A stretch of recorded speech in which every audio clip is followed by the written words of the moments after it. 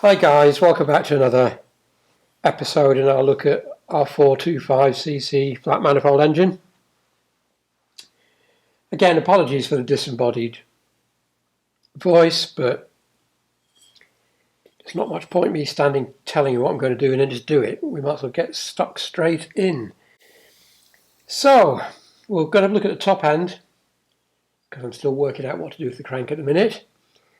Now our barrels, I don't know if you can see that, we're okay. There was a mark from where they'd been sitting, obviously with the piston been stuck in one place for some time. So I just gave it a light hone, and that's absolutely fine. Now the piston is cleaned up okay. Nothing really horrible about them. There's no chattering in the ring grooves or anything like that. There's a couple of very peculiar marks there. Now the piston skirt to bore clearance is okay. In fact, it's still on the very low side of okay. But the ring gap, sadly, let me just double check it while you're here. Come on. Get it down where it should work.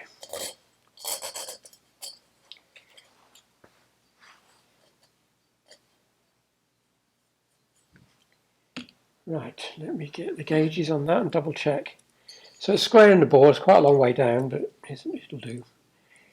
Gives us a rough idea. Start at 20 thou, shall we? Yeah, a 20 thou goes in really easily. Don't know if you can see that down there, but the 20 thou goes in with ease. And I can't remember for the life of me the maximum amount that you're allowed. I'll put it on the screen in a minute, but anyway, I'd expect it to be around 10 thou, so 20 thou is quite bad. They're all the same. Before we leave the ring, so I think I'll just check it at the bottom of the barrel, where there should be no wear at all. So let me just square that up. And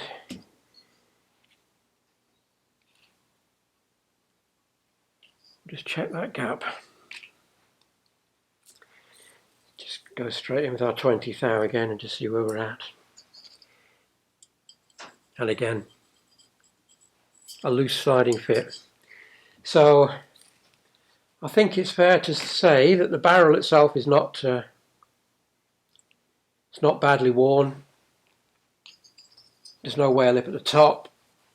The ring gap seems fairly even right through, and the ring gap is excessive. The piston to barrel clearance is fine. So you'd have to say that the rings were worn. And that's what I'm going to go with, a new set of rings. Otherwise, I think we're okay. Pistons and barrels, you can get them. They're about €190 or something, which is not actually that bad. But anyway, I'm not sure you can get them in this size, though, which leads me to another problem. The ring size is 2mm, although that's down to about 1.9, so it is slightly worn. 2mm. And then the ones I've seen for sale are 2.5 for the oil control, whereas that's 4.5. So I'm going to have to do a bit more looking around, because I suspect this engine might be slightly more difficult to get the right bits for. The gudgeon pin's fine. Very, very slight discoloration where it's been sitting in the eye, but it's tight in the eye as well, so that's okay. That can be reused. And then I'll just swap you over to macro mode and show you this if we can. Let me just prop that up. Right, hopefully you can see that. As well as our forward arrow, show the direction, it's marked up AZD, so presumably right hand piston, and 7.75 compression ratio, which is correct for the AYA 21 horsepower engine. The other 425s had 7.5. So it's got the right pistons in. They may even be the originals, who knows. So there we go, we need rings. Everything else should be okay, as long as I can get the rings. If not, I think we're going to have to go back to make it an 18 horsepower, because I think the only 425 pistons available I can see at the minute are 7.5s, which would be a shame. Right, the head. This is the G left-hand head.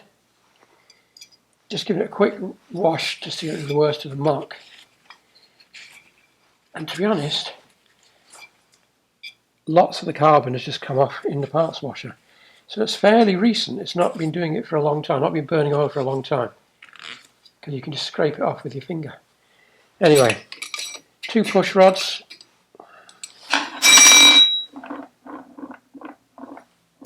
Which are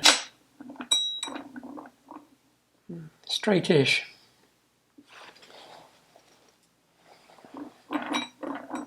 Yeah, straight-ish, not perfect. And our rubber seals.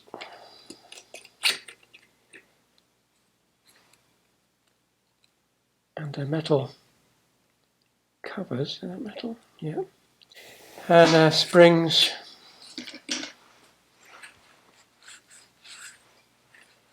And the tubes are absolutely bang on.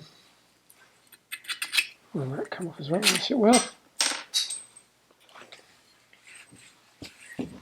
Yeah, really good tubes. Excellent. So, the studs are good, all of them. Spark plug thread is good.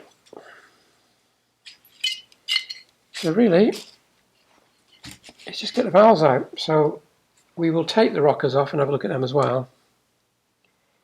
So let me go and find the appropriate bits. Our tool for removing those. Now they're probably very tight.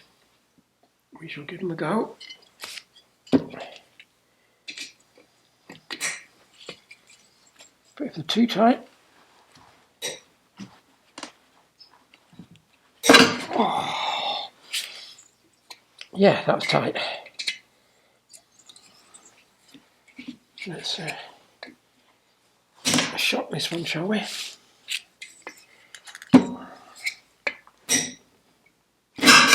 Right. Yeah, tight.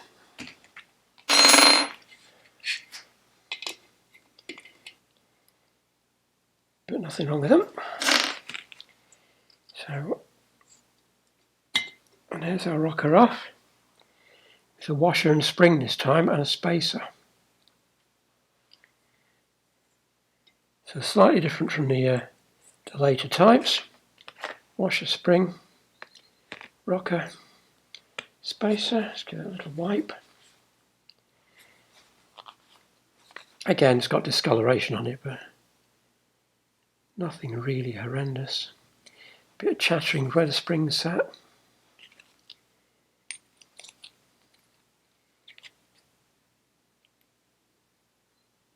No, nothing in that really. Good.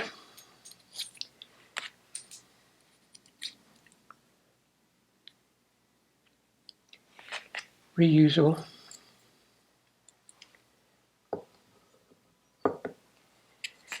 Try the other one.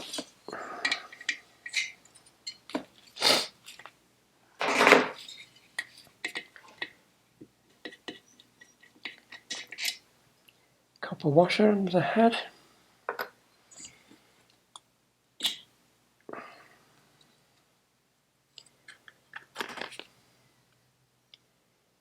Cup's okay. Pad's okay. I forgot to check the pad on the other one. Yeah. Slight wear. That'll go again. Right.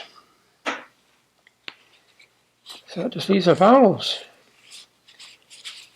Double springs, unlike the late engines.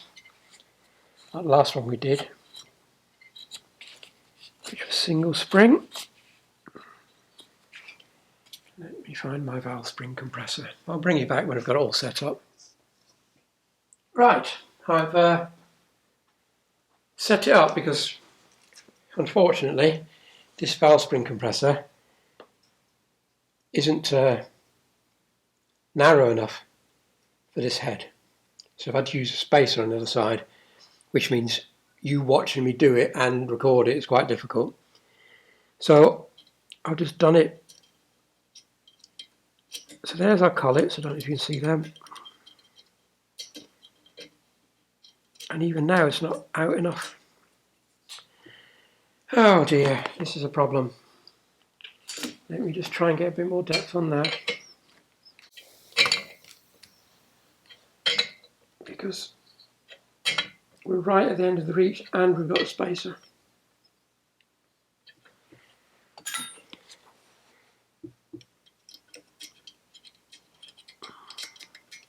Come on, you're nearly there. There we go. One.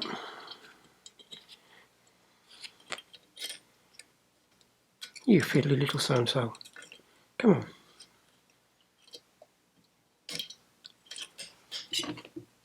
This is ridiculous.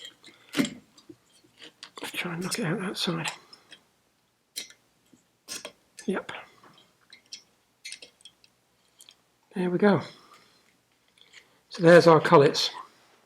So I'll just pop this valve out and we'll have a look at it, and then I'll pull the others out. As I say, I'm not going to be able to show you me actually compressing the springs because it's actually fairly awkward, this, and not very safe. Right, so we had our collets, our top spring seat, outer, inner, and then another spring seat that goes against the head. So that all sits like that. And then we shall pull the valve off its seat slightly, not very far.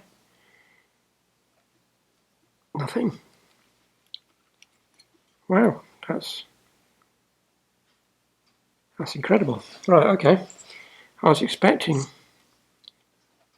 some play, but there is none, which is good.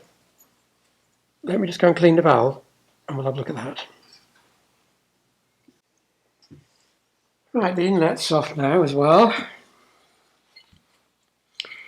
And again,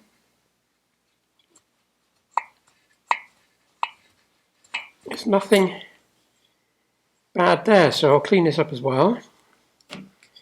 Now,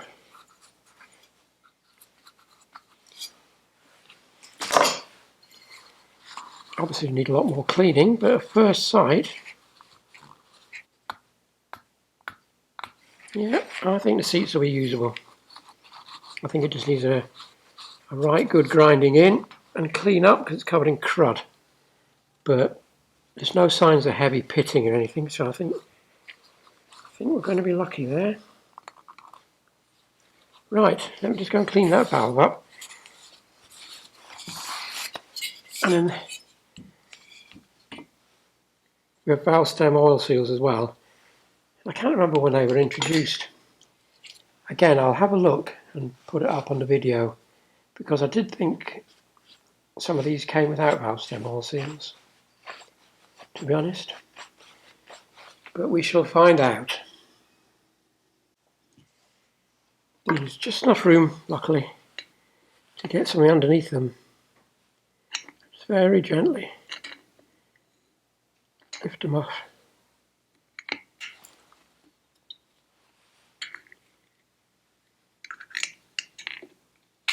There we are. And then, as I tipped the head over, I discovered the remains of a thin washer in the inlet tract. So whether the other half of that's been sucked into the engine at some time, I don't know. But clearly it shouldn't be there. Right, so this needs to go back in the parts washer. Everything really given another really good clean. And then we will check the valves and seats. Good, the valves have come of a treat. The very lightly crudded up, and it's slightly bowed there, very slight. I'm going to reuse them, definitely, because not that long ago I bought some new valves for 602 engine, took them to the guy who cuts my valve seats, and he said he very nearly gave up because they were dancing about in his machine so much because they were out around.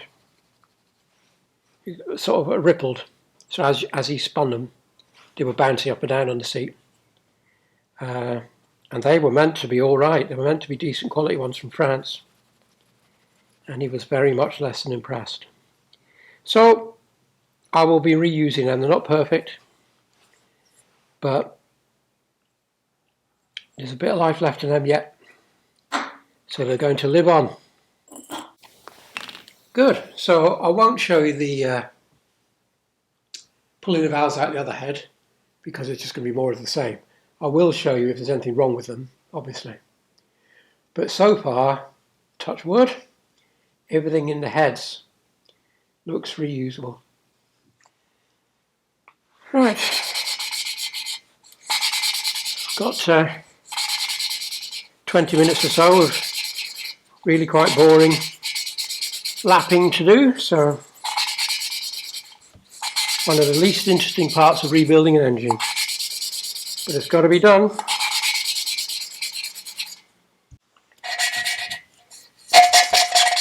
I'm tempted to give diamond valve grinding paste a go. I've never tried it.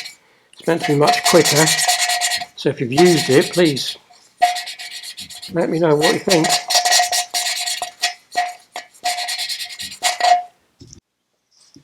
Right, that'll do, I think.